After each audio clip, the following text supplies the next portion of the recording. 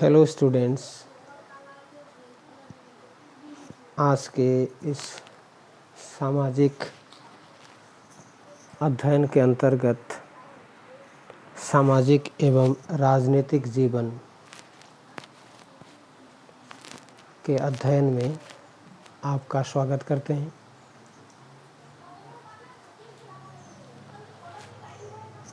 हम जहाँ भी रहते हैं, जहाँ भी जाते हैं, चाहे वो विद्यालय हो, खेल का मैदान हो या रास्ते से चलना हो, किसी मार्केट का स्थान हो या घर का माहौल हो, हर जगह के कुछ नियम, कानून, पद्धति होता है और उन नियमों को, उन कानूनों को हमें पालन करना पड़ता है। जैसे विद्यालय है, विद्यालय का जो नियम, कानून, अनुशासन विद्यालय का होता है, उसको हम सभी को मानना पड़ता है। यदि हम उसको नहीं मानेंगे या नहीं मानते हैं तो विद्यालय चल नहीं सकता। तो किसी भी संस्था को चलाने के लिए, किसी भी देश को चलाने के लिए कुछ कानून, नियम, पद्धति बनाया जाता है। उसी को ही संविधान कहा जाता है। उसमें जो जो चीज़ें लिखी होती है उसको फॉलो करना, देश के प्रत्येक नागरिक को उसको मानना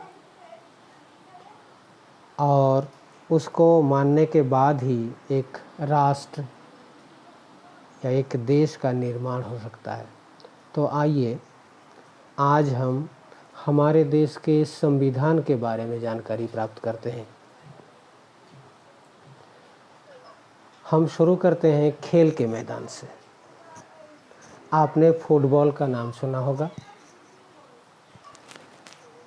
आपने खेला भी होगा। जिन्होंने नहीं खेला होगा उन्होंने देखा ज़रूर होगा। फुटबॉल का नियम होता है, ठीक है ना। फुटबॉल पैरों से खेला जाता है और उसमें एक गोलकीपर होता है। गोलकीपर बॉल को हाथ से पकड़ सकता है, हाथ से पकड़ के या बॉडी के किसी भी भाग से बॉल को हिट करके वो गोल पोस्ट से बाहर करता है। गोल पोस्ट में घुसने नहीं देता है बॉल को, यानी कि बॉडी के किसी भी अंग से वो बॉल को छू सकते हैं। लेकिन और खिलाड़ियों के लिए देखिए, और खिलाड़ी पैरों के अलावा यानी कि हाथों से वो बॉल टच नहीं कर सकते। यदि हाथ से पकड़ लिया तो ये कानून के विरुद्ध होगा, तो ये खेल नियम के विरुद्ध होगा और उसको फाउल करार दिया जाता है और जो है पेनल्टी के रूप में फिर जो है बॉल यानी कि रेफरी सीटी बजाते हैं और बॉल खेल रुक जाता है। पेनल्टी के रूप में एक शॉट दे दिया जाता है विरोधी टीम के लिए। तो इस प्रकार से खेल का नियम होता है। इसी प्रकार से बहुत और सारे खेलों के बारे में भी आपने सुना होगा, आपने खेला होगा। चाहे वो क्रिकेट ले लीजिए, हॉकी ले लीजिए, बेसबॉल ले लीजिए, बास्केटबॉल ले लीजिए, तो हर खेल का अलग अलग नियम होता है और इन नियमों का पालन करना ज़रूरी होता है। यदि नियमों का पालन नहीं करेंगे तो वो खेल होगा ही नहीं, खेल नहीं बन पाएगा फिर।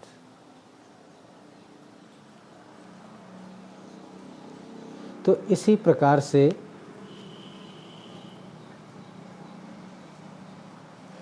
किसी भी देश के लिए, देश को चलाने के लिए, देश को व्यवस्थित करने के लिए, देश के विकास करने के लिए एक संविधान होता है।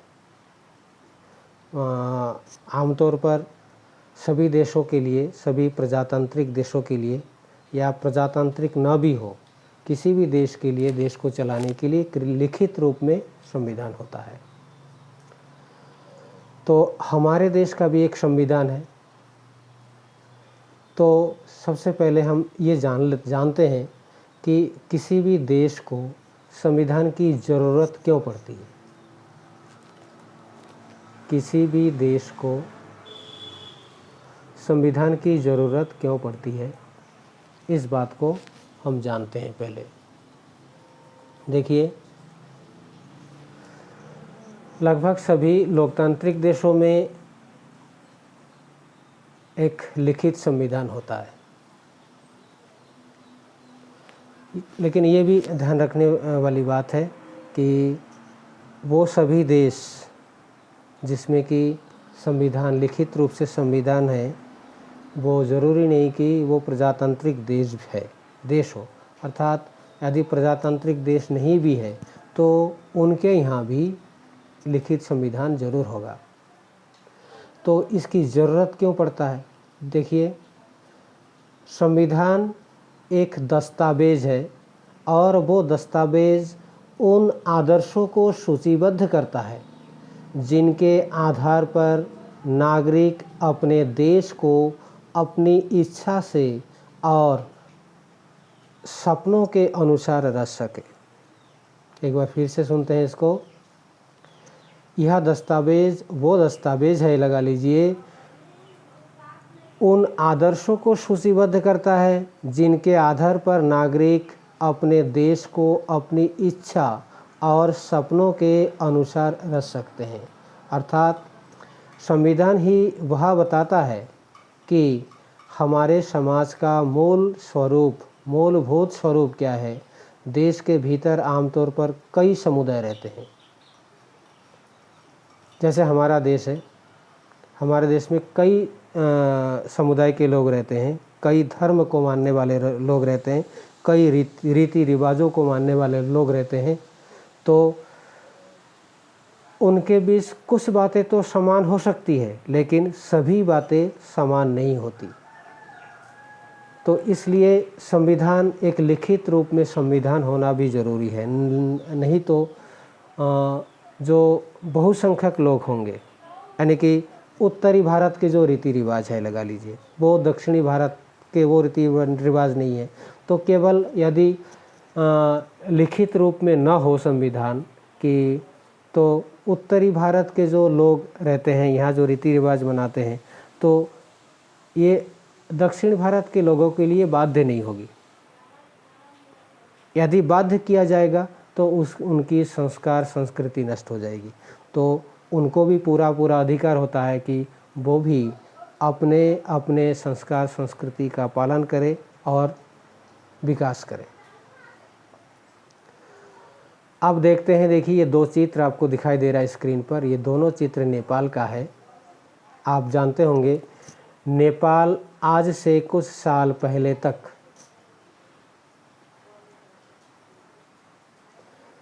वहाँ राजा का शासन था।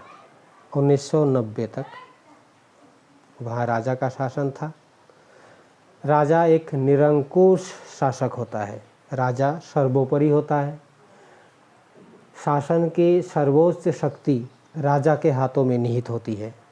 तो जहाँ राजतंत्र होता है, वहाँ काफ़ी समय बाद जो है, वहाँ काफ़ी हद तक निरंकुशता हो जाती है।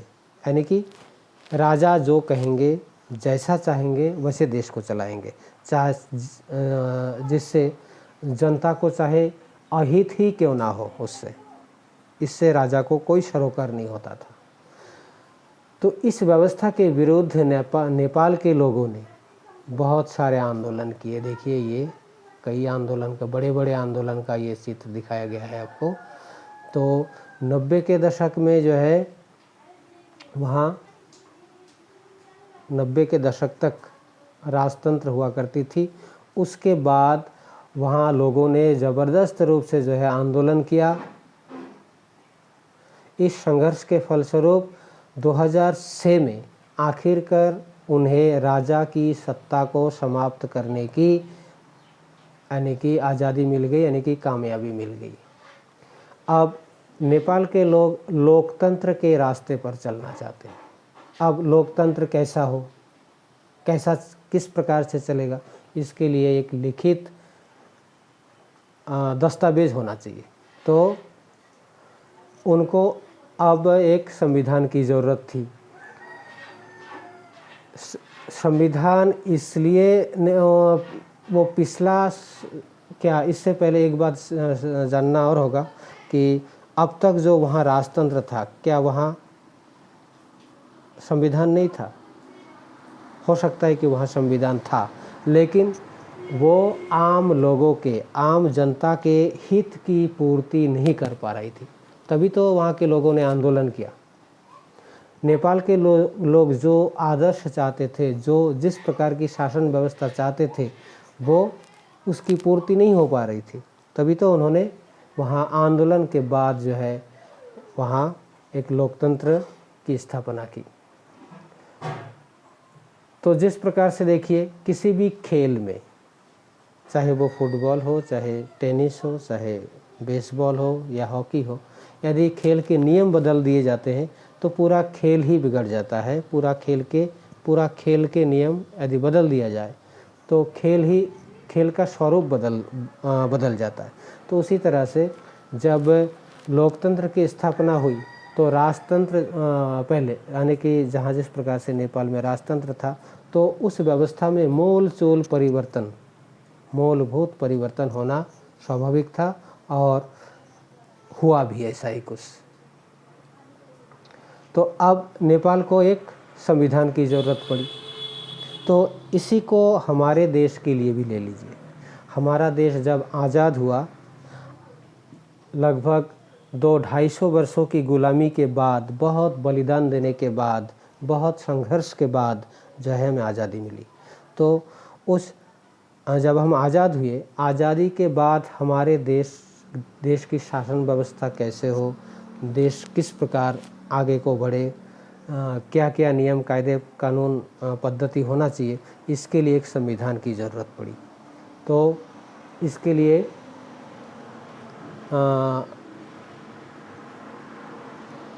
एक समिति का गठन किया गया और उस समिति में जो तत्कालीन समय के जो अच्छे लोग थे, प्रबुद्ध लोग थे, विद्वान लोग थे, उनको शामिल किया गया और एक संविधान निर्माण करने की बात सोची गई।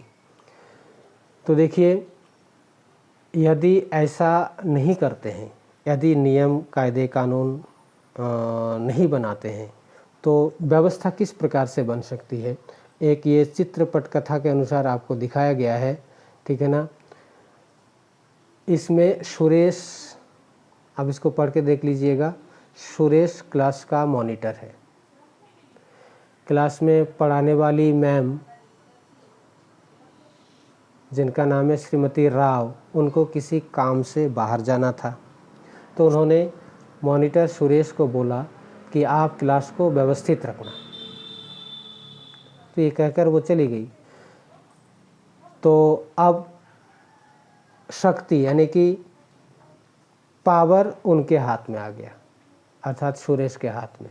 तो सुरेश जिससे दुश्मनी रखता था, एक लड़का था अनिल से दुश्मनी रखता था, ठीक है ना। तो उन्होंने सोचा अनिल को आज फंसाता हूँ।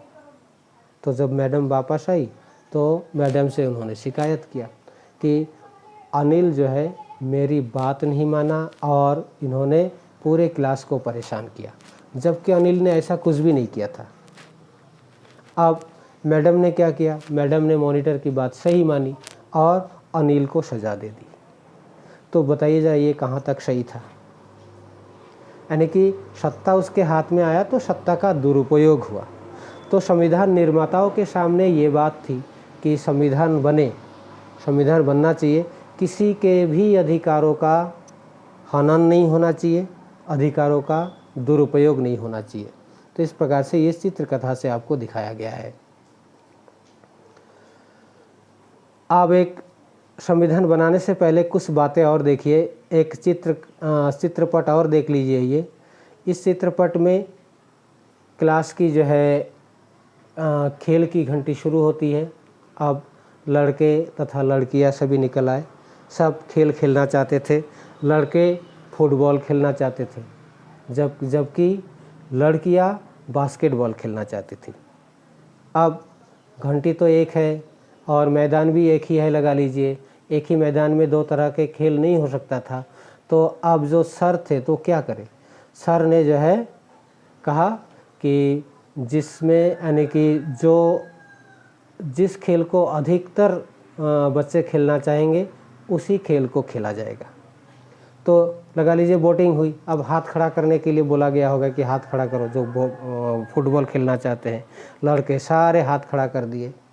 लड़कियां कम थी तो गिन के देखा गया लड़कियों से ज़्यादा लड़के फुटबॉल खेलना चाहते थे। तो फैसला जो है लड़कों के पक्ष में हो गया। अब इससे लड़कियां बिल्कुल मन महसूस कर रहेगी, क्योंकि ऐसे में तो उनको अपना पसंदीदा खेल कभी भी खेलने को नहीं मिलेगा, क्योंकि हर समय लड़कों का वर्चस्व होगा। लड़के अधिक है तो लड़का जैसा चाहेंगे वैसा ही करना पड़ेगा। तो इससे भी उनके अधिकारों का हनन होता है। तो इस बात से ये स्पष्ट है कि हमारे देश में बहुत सारे अल्पसंख्यक समुदाय हैं, ठीक है ना। इन बहुसंख्यक समुदाय के हित के लिए कहीं अल्पसंख्यक समुदाय के हितों का हनन ना हो, संविधान निर्माताओं को इस बात का भी ध्यान रखना आवश्यक था। तो एक एक पॉइंट को जो है इस तरह से चित्रों के माध्यम से दिखाया गया है।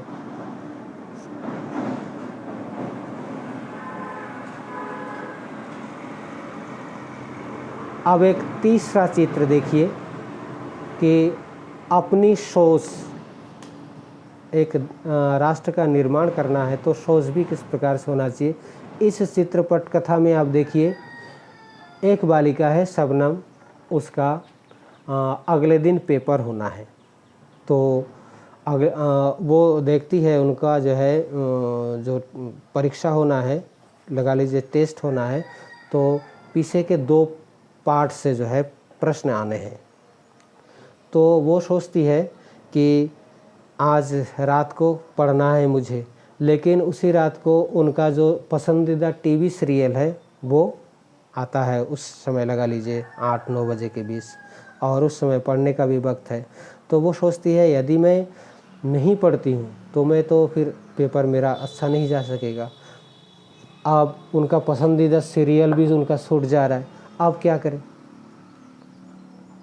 तो उन्होंने अपने माता पिता, जो देखिए ये टीवी स्क्रीन मोबाइल की स्क्रीन पे आप देख रहे हैं, माता पिता टीवी के सामने बैठे हुए हैं।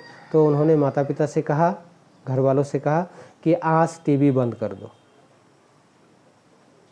तो यदि टीवी बंद रहेगी तो मुझे भी जो है टीवी देखने की इच्छा नहीं होगी। तो घर वालों ने ऐसा ही किया। तो अगले दिन वो परीक्षा हॉल में बैठकर सोचती है यदि मैं कल टीवी देखती तो मेरा ये पेपर छूट जाता, क्योंकि उसी पिछले 2 पार्ट से जो है सारे प्रश्न आए हुए थे। तो इस प्रकार से यदि वो ऐसा नहीं करती तो उनका पेपर बेकार हो जाता। तो इस प्रकार से इस चित्रपट कथा से भी आपको समझाया गया है।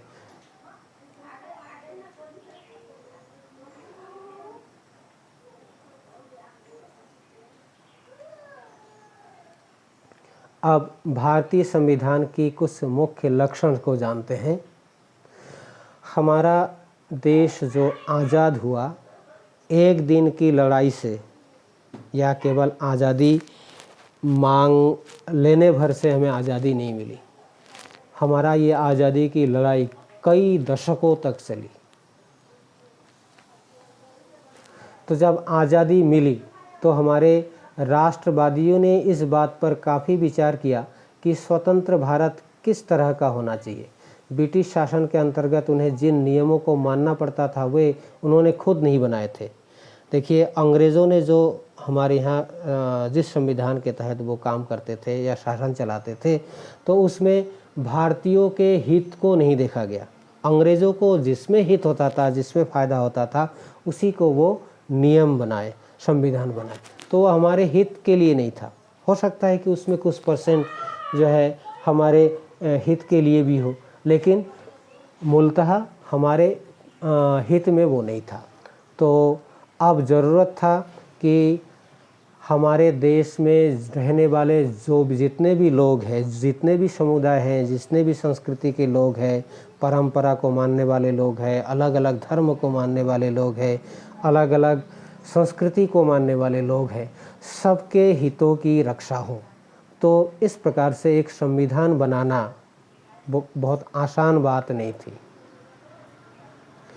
तो उस समय एक जोश था हमारे तत्कालीन समय के राजनेताओं में कि इतने साधना के बाद हमें आज़ादी मिली है, इसको हम ज़ाया होने नहीं देंगे।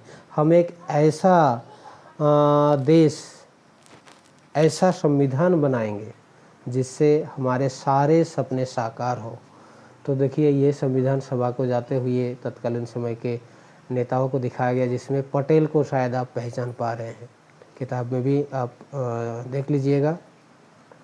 तो एक लोकतांत्रिक सरकार का गठन कैसे किया जाए, इसके कामकाज, नियम, कायदे, कानून किस प्रकार के हो, ठीक है ना। तो इसके लिए लगभग 300 लोगों का एक समिति बनाया गया। उसमें भारत के हर हिस्से के लोगों को शामिल किया गया, हर हिस्से के नेताओं को शामिल किया गया, और ये 1946 को गठित की गई। और इसको तैयार करने के लिए अगले 3 साल तक, 46 के बाद अगले 3 साल तक बीच में बैठकें होती रही। जो भी परेशानियां सामने आती गई उस पर चर्चा किया गया, उसका समाधान किया जाने लगा। इस प्रकार से संविधान का निर्माण होने लगा। संविधान के निर्माण में सबसे बड़ी जिम्मेदारी दी गई डॉक्टर अंबेडकर को, बाबा साहेब डॉक्टर अंबेडकर। इनका पूरा नाम भीमराव अंबेडकर। इनको भारतीय संविधान का जनक कहा जाता है। आप चित्र देख रहे हैं। तो जिन लोगों ने संविधान बनाया, जिन लोगों ने योगदान दिया भारतीय संविधान को बनाने में, उनका कुछ चित्र जो है मैंने आपके लिए अरेंज किया था। तो वो ज़रा दिखा देता हूँ आपको पहले। ये देखिए,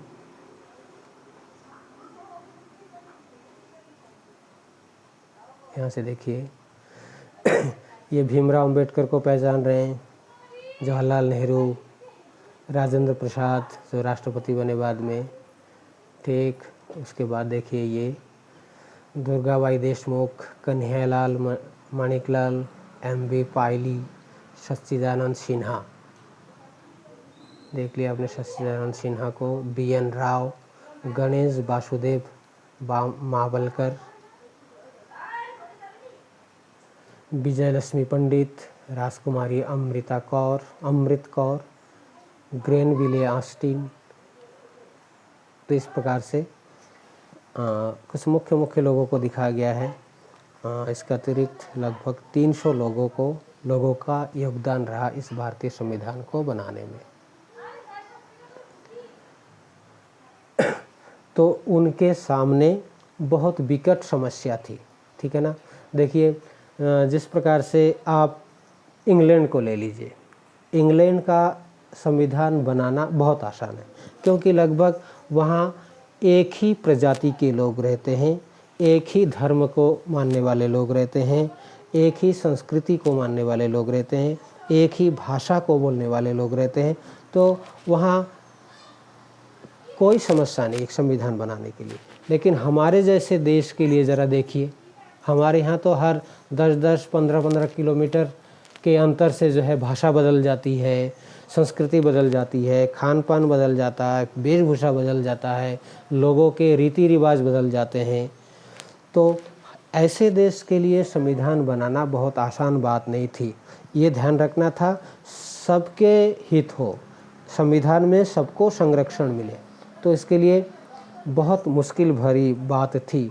उस दौर में, उस दौरान जो है लगभग तय हो चुका था कि भारत खंडित होने वाला है, अर्थात पाकिस्तान अलग होने जा रहा है। तो वो भी समस्याएं थी। कुछ रियासतें थी जो ये तय नहीं कर पा रहे थे कि किस में शामिल हो, अर्थात वो भारतीय गणराज्य में शामिल हो या पाकिस्तान के साथ शामिल हो या वो अपना स्वतंत्र राज्य स्थापित करे, वो तय नहीं कर पा रहे थे। तो ऐसे मुश्किल भरे दौर में जो है एक संविधान बनाना, सबके हितों की रक्षा करना बहुत आने की मुश्किल भरी बात थी।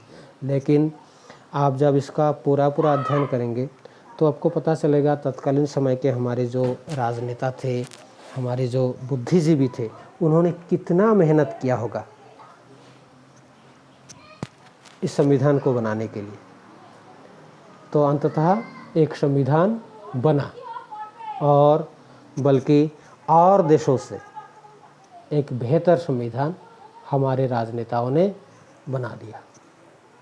अब इस संविधान में क्या क्या चीज़ें रखी गई, देखिए। सबसे पहले ध्यान रखा गया कि एक यानी कि संघवाद का प्रावधान हो, क्योंकि देखिए भारत एक बहुत बड़ा देश है।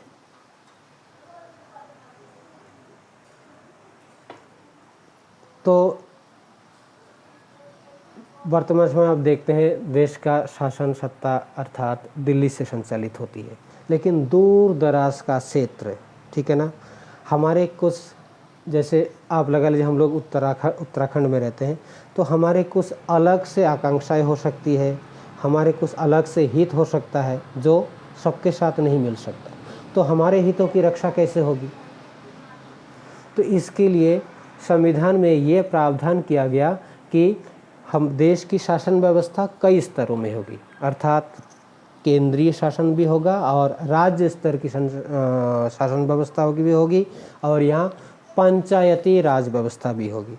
देखिए अब वर्तमान समय में आप महसूस कर सकते हैं देश का शासन तो है ही, यानी कि हमारे पूरे देश संघ जो है भारत सरकार का, वो दिल्ली से संचालित होती है।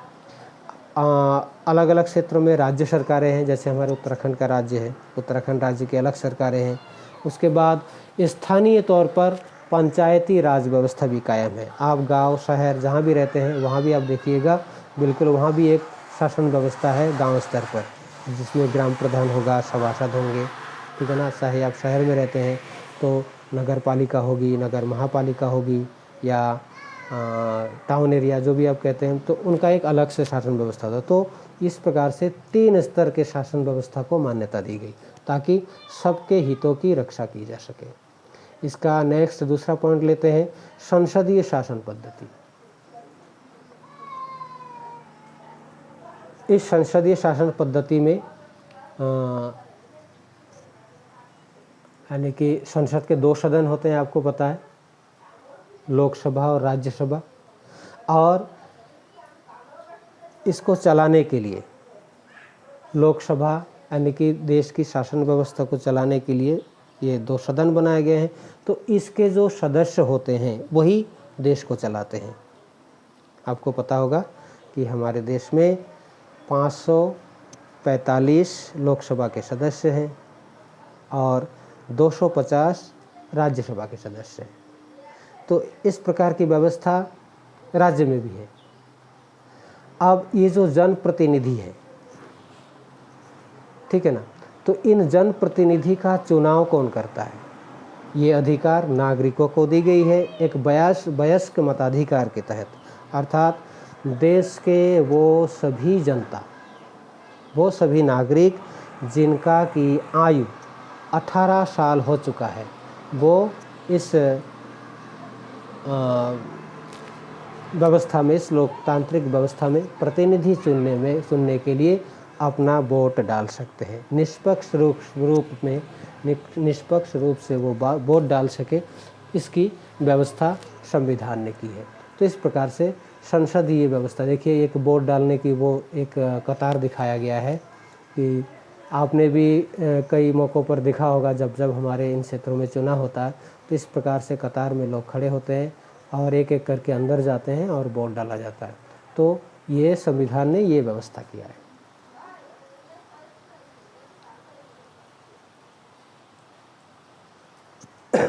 तीसरा पॉइंट लेते हैं, शक्तियों का बंटवारा। संविधान के अनुसार सरकार के 3 अंग हैं, विधायिका, कार्यपालिका और न्यायपालिका। विधायिका का काम होता है कानून बनाना, कार्यपालिका का काम होता है उन कानूनों को लागू करवाना और एक तीसरी जो संस्था है न्यायपालिका, उनका कार्य होता है जो इससे इतर अर्थात इन व्यवस्था को नहीं मानते हैं उनको दंड देना। तो इस प्रकार से ये तीनों समूह मिलकर शासन व्यवस्था को चलाते हैं। अब कुछ शक्तियों का अलग अलग बंटवारा किया गया है। केंद्र के पास कुछ शक्तियाँ होती है तो राज्य के पास भी कुछ शक्तियाँ होती है। कुछ ऐसे राष्ट्रहित के कुछ ऐसे शक्तियाँ जो केवल केंद्र सरकार के पास होती है, राज्य के पास नहीं। तो शक्तियों का इस प्रकार से बंटवारा करके एक संतुलन कायम किया गया है ताकि सबके हितों की रक्षा हो सके। अब आता है मौलिक अधिकार। देखिए ये बहुत ही महत्वपूर्ण पॉइंट है। मौलिक अधिकारों वाला खंड भारतीय संविधान का अंतरात्मा भी कहलाता है। औपनिवेशिक शासन ने राष्ट्रवादियों के दिमाग में राज्य के प्रति संदेह का भाव पैदा कर दिया था। इसलिए राष्ट्रवादी चाहते थे कि स्वतंत्र भारत में राज्य की सत्ता के दुरुपयोग से बचने के लिए कुछ लिखित अधिकार होने चाहिए। लिहाजा मौलिक अधिकार देश के सभी नागरिकों को राज्य की सत्ता के सामने मनमाने और निरंकुश इस्तेमाल से बचाते हैं। इस तरह संविधान राज्य और अन्य व्यक्तियों के अधिकारों की रक्षा करता है। यदि ये संविधान में ये व्यवस्था नहीं की गई होती, ये मौलिक अधिकारों की व्यवस्था, तो बहुत सारे अधिकार हमें नहीं मिलते। तो ये 6 पॉइंट होगा। ये 6 पॉइंट आपको कॉपी में लिख कर याद करना होगा। सबसे पहला है समानता का अधिकार। कानून की नज़र में सभी लोग समान हैं, चाहे वो अमीर हो चाहे गरीब हो, किसी भी समाज के हो, सबके साथ राज्य की ओर से, कानून की ओर से सबको समान अधिकार मिलेगा। ठीक है ना। नागरिक के साथ किसी भी तरह का भेदभाव नहीं किया जाएगा, चाहे वो किसी भी जाति का हो, धर्म का हो, लिंग का हो, सबके साथ समान व्यवहार किया जाएगा। इस प्रकार की व्यवस्था करना ये समानता के अधिकार के अंतर्गत आता है। रोज़गार के मामले में, ठीक है ना, किसी के साथ भेदभाव नहीं किया जाएगा, सबको समान अवसर दिया जाएगा। इस यानी कि समानता का अधिकार के तहत ये व्यवस्था किया गया है। दूसरा पॉइंट है स्वतंत्रता का अधिकार। इस अधिकार के अंतर्गत अभिव्यक्ति और भाषण की स्वतंत्रता, सभा संगठन बनाने की स्वतंत्रता, देश के किसी भी भाग में आने जाने की और रहने की तथा कोई भी व्यवसाय, पेशा या कारोबार करने के अधिकार शामिल है। तो आप समझ रहे होंगे कि कहीं भी आप कोई सभा कीजिए, कोई भाषण दीजिए, लेकिन ध्यान रहे कि वो राष्ट्र का अहित ना हो, किसी का भी अहित ना हो।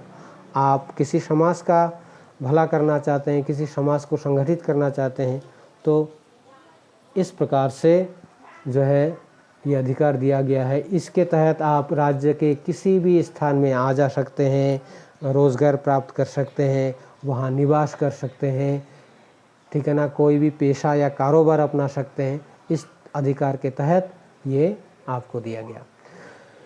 तीसरा है शोषण के विरुद्ध अधिकार। देखिए इसके तहत संविधान में कहा गया है कि मानव व्यापार, जबरिया श्रम और 14 वर्ष से कम उम्र के बच्चों को मजदूरी पर रखना अपराध है। किसी का कोई शोषण नहीं किया जाएगा, ठीक है ना। 14 वर्ष से कम उम्र के बच्चों से काम नहीं कराया जाएगा।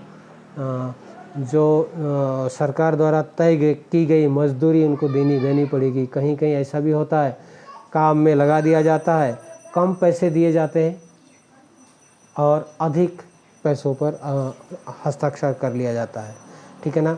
या और कई तरह के शोषण लोगों से कराया जाता है, काम कराया, पैसे नहीं दिए, ठीक है ना, या कम पैसे दिए।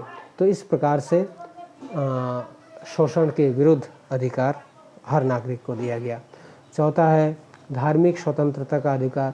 इसके तहत देश में रहने वाले कोई भी नागरिक किसी भी धर्म को अपना सकता है, अपने धर्म को बदल सकता है या किसी भी धर्म को ग्रहण कर सकता है, उसका प्रचार प्रसार कर सकता है। इसके लिए पूरी तरह से छूट है। पांचवा है सांस्कृतिक और शैक्षणिक अधिकार।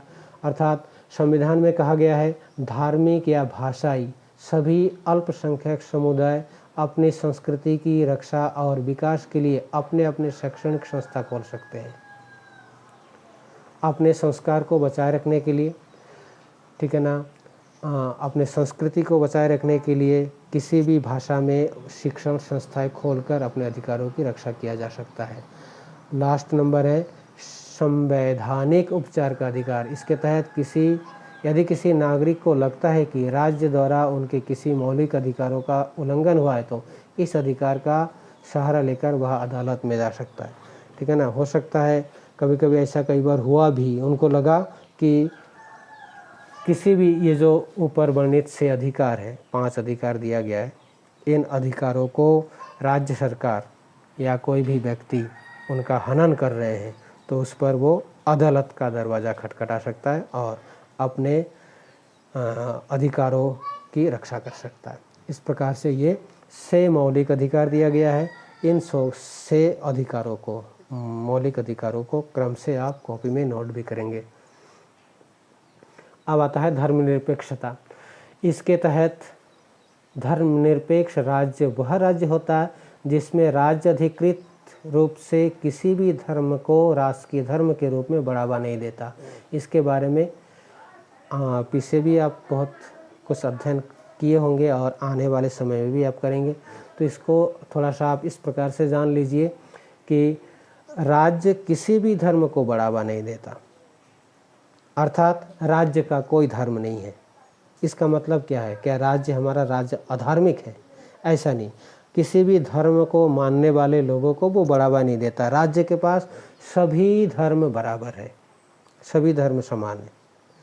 इसका उदाहरण हम हमारे कुछ पड़ोसी देशों से ले सकते हैं, जैसे पाकिस्तान है। पाकिस्तान का एक राजधर्म घोषित किया है इस्लाम, ठीक है ना।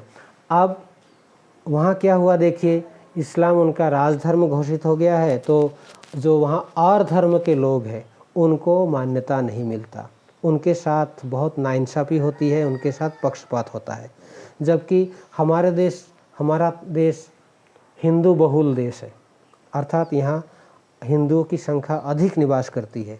उसके बावजूद भी हमारा देश कोई यानी कि धार्मिक रूप से किसी भी यानी कि राज्य का कोई धर्म नहीं है, अर्थात वो किसी भी धर्म को बढ़ावा नहीं देता।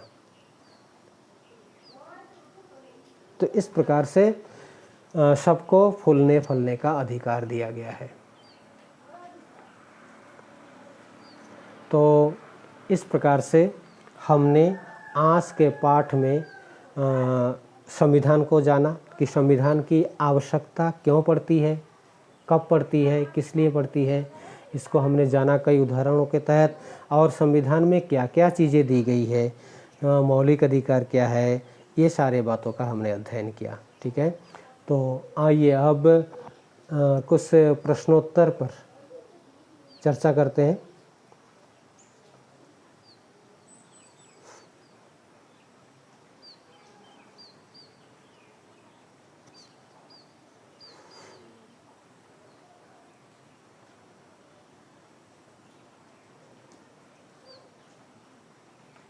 आपका पहला प्रश्न है किसी लोकतांत्रिक देश को संविधान की ज़रूरत क्यों पड़ती है।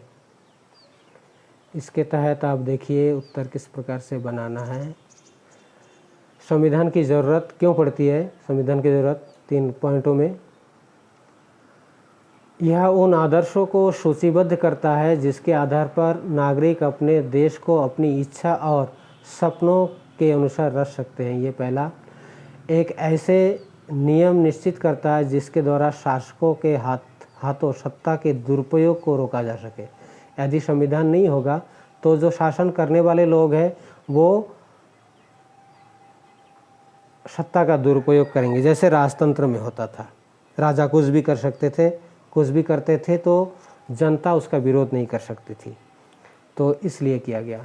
तीसरा, संविधान यह भी सुनिश्चित करता है कि कोई ताकतवर समूह किसी दूसरे कम ताकतवर समूह या लोगों के खिलाफ अपनी ताकत का प्रयोग ना कर सके। ये हो गया आपका दूसरा। देखिए दिए गए 2 दस्तावेज़ों के हिस्सों को देखिए। पहला कॉलम 90 का नेपाल के संविधान का है, दूसरा कॉलम नेपाल के ताज़ा अंतरिम सरकार के में से लिया गया है। ये भी पाठ के अंतर्गत आपको बताया था। देखिए 90 का नेपाल का संविधान था, यानी कि राजतंत्र में नेपाल अधिराज्य की कार्यकारी शक्तियाँ महामहिम नरेश एवं मंत्रिपरिषद में निहित होगी। ये राजतंत्र के तहत था। अब जब वहाँ प्रजातांत्रिक व्यवस्था लागू हुआ तो कैसी शक्तियाँ बनी? नेपाल की कार्यकारी मंत्रिपरिषद में निहित होगी। मंत्रिपरिषद में आम जनता के चुने हुए प्रतिनिधि होता है। नेपाल के इन दोनों संविधानों की में कार्यकारी शक्ति के उपयोग में क्या फ़र्क दिखाई देता है? इस बात को ध्यान में रखते हुए आपको लगता है कि नेपाल को एक नए संविधान की ज़रूरत है? देखो इसका उत्तर फिर नीचे बनाया गया है। 90 के संविधान में कार्यकारी शक्तियाँ राजा के हाथ में केंद्रित है, जबकि 2007 के अंतरिम संविधान में सत्ता की कार्यकारी शक्तियाँ मंत्रिपरिषद के हाथ में रहेगी। ये उत्तर बनेगा आपका। फिर हाँ, नेपाल को नए संविधान की ज़रूरत है क्योंकि 90 के संविधान में वे आदर्श से निहित नहीं है जो नेपाल की जनता चाहती है। तीसरा प्रश्न आपका, अगर निर्वाचित प्रतिनिधियों की शक्ति पर कोई अंकुश न होता तो क्या होता? तो आप समझ सकते हैं वो राजतंत्र जैसे होते, वो मनमानी करते, निरंकुश बन जाते। तो देखिए किस प्रकार से उत्तर बनेगा। अगर शक्ति पर कोई अंकुश न हो तो निर्वाचित प्रतिनिधि शक्तियों का दुरुपयोग करते तथा अपनी मनमानी करते। वे किसी को भी डराने, धमकाने और दबाने की कोशिश करते हैं और अल्पसंख्यकों की उपेक्षा करते। वे अपने निर्णय जनता पर ज़बरदस्ती थोपते, जिस कारण से नागरिक अपने अधिकारों व स्वतंत्रताओं का उपयोग नहीं कर पाते। इस प्रकार से आपका ये तीसरा प्रश्न था। चौथा देखिए, निम्नलिखित परिस्थितियों में अल्पसंख्यक कौन है? इन परिस्थितियों में अल्पसंख्यक के विचारों का सम्मान करना क्यों महत्वपूर्ण है? इसका एक एक कारण बताइए। देखिए, पहला है एक स्कूल में 30 शिक्षक है, उनमें से 20 पुरुष है। तो 20 पुरुष है तो महिला कितने? एक स्कूल में 30 शिक्षक है और उसमें से 20 पुरुष है।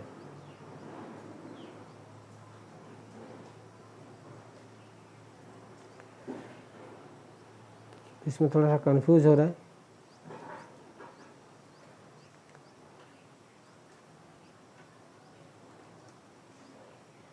इसमें एक स्कूल में 30 शिक्षक है, उसमें से 20 पुरुष है। ठीक, हाँ सही है। तो बताइए ज़रा, महिला शिक्षक कितने हैं फिर? 10। तो 20 के मुकाबले 10, तो यहाँ महिलाएं अल्पसंख्यक है। जो कम होगा वो अल्पसंख्यक होगा। महिलाओं का सम्मान करना महत्वपूर्ण है क्योंकि वे भी पुरुषों के बराबर योग्यता रखती है एवं स्कूल में पुरुषों के बराबर ही भूमिका निभाती है। स्कूल में पढ़ाने का काम पुरुष भी कर रहे हैं, महिला भी कर रहे हैं, बराबर काम कर रहे हैं, तो उनको समान सम्मान मिलना चाहिए, भले ही वो संख्या कम क्यों हो। फिर दूसरा है, एक शहर में 5% लोग बौद्ध धर्म को मानते हैं, तो 100 में 5 लोग केवल बौद्ध धर्म को मानते हैं, तो अल्पसंख्यक कौन हुए? बौद्ध धर्म को मानने वाले लोग अल्पसंख्यक हैं। उनके विचारों का सम्मान करना महत्वपूर्ण है क्योंकि भारत में धर्म निरपेक्षता का पालन किया गया है, इसलिए प्रत्येक समुदाय को अपनी संस्कृति की रक्षा और विकास करने का अधिकार है। देखिए, केवल 5% लोग बौद्ध धर्म को मानने वाले लोग हैं। यदि उनका सम्मान नहीं किया जाएगा, उनके धर्म का सम्मान नहीं किया जाएगा, तो उनकी संस्कृति, उनका धर्म तो विलुप्त हो जाएगा। फिर तो भले ही वो कम क्यों ना हो, उनका भी सम्मान होना चाहिए।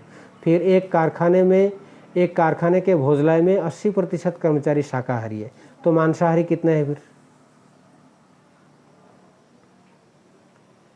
80% यदि मांसाहारी है, शाकाहारी है, तो मांसाहारी कितने होंगे? 20%। तो वो 20% अल्पसंख्यक होगा।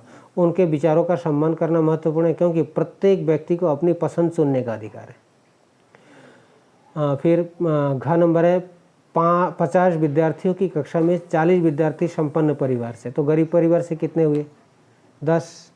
40 और 10, तो 40% ज़्यादा है, तो अल्पसंख्यक हुआ 10%, अर्थात गरीब परिवार वाले। उनके विचारों का सम्मान करना महत्वपूर्ण है क्योंकि सभी विद्यार्थियों को समान अवसर दिया जाने चाहिए ताकि प्रतिभा का विकास हो सके। इस प्रकार से उत्तर बनेगा। अब नीचे दिए गए बाएं कॉलम में भारतीय संविधान के मुख्य आयामों की सूची दी गई है। कॉलम में प्रत्येक आयाम के सामने 2 वाक्य लिखिए कि आपकी राय में यह आयाम क्यों महत्वपूर्ण है। पहला है संघवाद। संघवाद क्यों महत्वपूर्ण है, देखिए उसको कॉलम में लिखना होगा, क्योंकि यहाँ नीचे लिखा गया है। संघवाद में 3 स्तर की सरकार होती है तथा तीनों स्तर की सरकारों के अधिकार क्षेत्र अलग अलग। 3 स्तर की सरकार अर्थात केंद्र सरकार, राज्य सरकार और पंचायती राज व्यवस्था, तो इनके अधिकार क्षेत्र भी अलग अलग है। दूसरा है शक्तियों का बंटवारा। शक्तियों का बंटवारा किया गया है विधायिका, कार्यपालिका तथा न्यायपालिका के तहत, और शासन की प्रत्येक अंग अपनी शक्ति के अनुसार, अपनी नियम कायदे कानून के अनुसार शासन चलाए ताकि शक्ति का दुरुपयोग न हो, ये समझाया गया है। तीसरा है मौलिक अधिकार।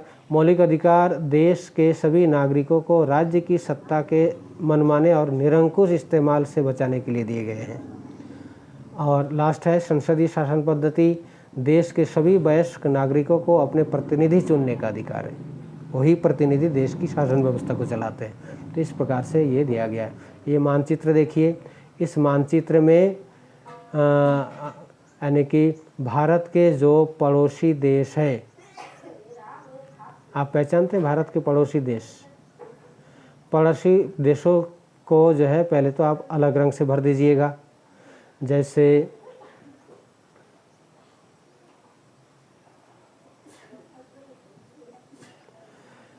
ये है आपका नेपाल, ये है आपका भूटान, ठीक है, ये नेपाल हो गया। आप वहाँ लिख सकते हैं ये वाला जो गोल किया हमने भूटान। फिर आपका ये है बांग्लादेश, बांग्लादेश हो गया, ठीक है। इसको मिटा के फिर यहाँ एक देश पड़ता है, यहाँ पर यह है म्यांमार बोलते हैं, म्यांमार, ठीक है। उसके बाद यहाँ ये है आपके ये वाला श्रीलंका है, ये श्रीलंका,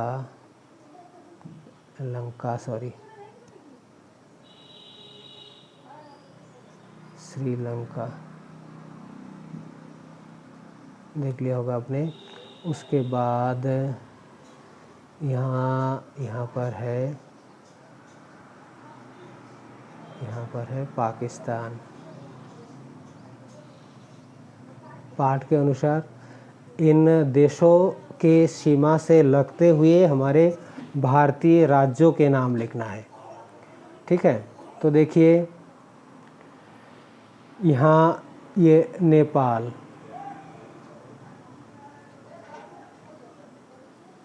ये है नेपाल, ठीक है। नेपाल से कौन कौन से भारतीय राज्य मिल रहे हैं, ये हमारा उत्तराखंड मिल रहा है, यहाँ पर यहाँ उत्तराखंड मिल रहा है, यहाँ उत्तर प्रदेश मिल रहा है, यहाँ बिहार मिल रहा है, यहाँ पश्चिम बंगाल मिल रहा है। तो ये राज्य हो गया। भूटान के साथ मिल रहा है यहाँ। अच्छा, आपको जो है किताब के आधार पर आपको दिखाऊं तो आपको और स्पष्ट पता चल जाएगा।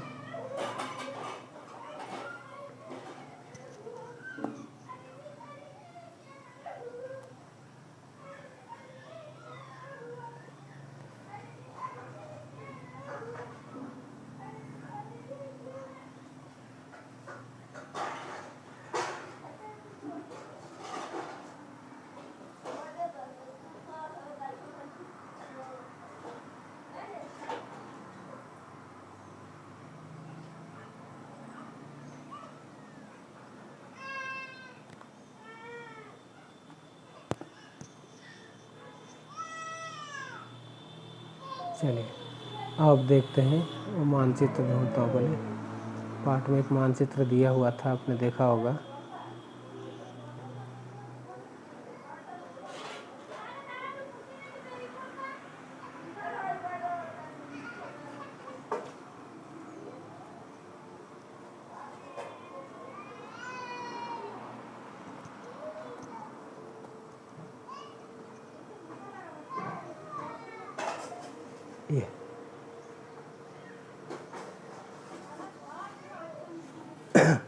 नेपाल के साथ मिलने वाले भारतीय राज्यों को लिखना है। तो नेपाल सीमा पर देखिए, हमने आपको बताया ये आपका उत्तराखंड हो गया, ये मिल रहा है। उत्तर प्रदेश टच हो रहा है, बिहार टच हो रहा है, ठीक है ना। उसके बाद सिक्किम टच हो रहा है और इधर पश्चिम बंगाल भी टच हो रहा है, ठीक। उसके बाद आता है भूटान। भूटान देखिए, भूटान के साथ ये सिक्किम टच हो रहा है, ठीक है ना। ये मेघालय, ये सिक्किम टच हो रहा है, मेघालय टच हो रहा है, ठीक है ना। अरुणाचल प्रदेश टच हो रहा है। अब बांग्लादेश के साथ देखिए, यहाँ ये पूरा पश्चिम बंगाल टच हो रहा है, ठीक है। मिजोरम, त्रिपुरा टच हो रहा है। उधर मेघालय टच हो रहा है, असम टच हो रहा है, ठीक। उसके बाद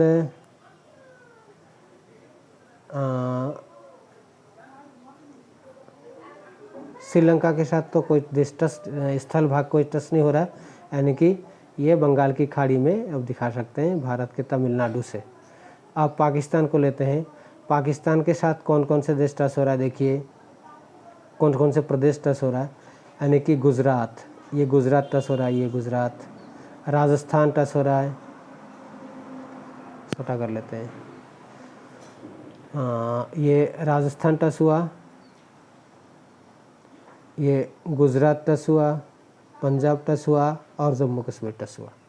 तो यहाँ आपको बताना है भारत के जो पड़ोसी देश है, इन पड़ोसी देशों के साथ भारत के कौन कौन से राज्यों की सीमा टच होती है। तो एक देश छूट गया, चीन के साथ भी काफ़ी हमारे देश का क्षेत्र टच होता है, जिसमें आप देखिए ये उत्तराखंड टच हो रहा है। ये चीन आप देख रहे हैं, यहाँ ये चीन का ये पूरा क्षेत्र है। तो इधर अरुणाचल प्रदेश की सीमा टच हो रहा है, सिक्किम टच हो रहा है चीन के साथ, ये तो नेपाल का हो गया।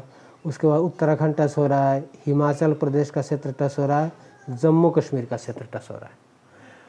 तो इन सभी देशों के नाम लिखते हुए हमारे देश के कौन कौन से राज्यों की सीमा उससे मिलती है वो आपको लिख के दिखाना है, ठीक है।